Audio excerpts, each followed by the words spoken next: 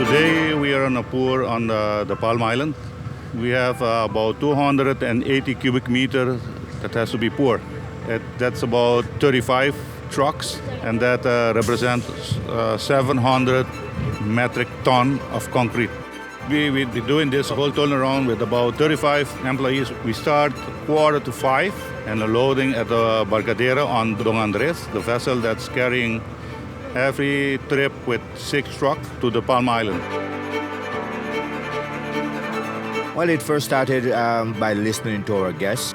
So we decided to invest and put an adult feature and also a kids feature so we can have 2 separate water parks.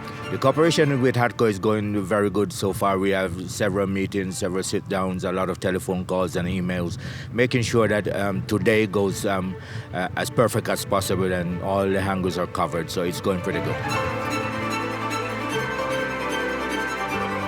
This type of project is especially what we like to do, and I think all our employees are proud for the job that we're doing today.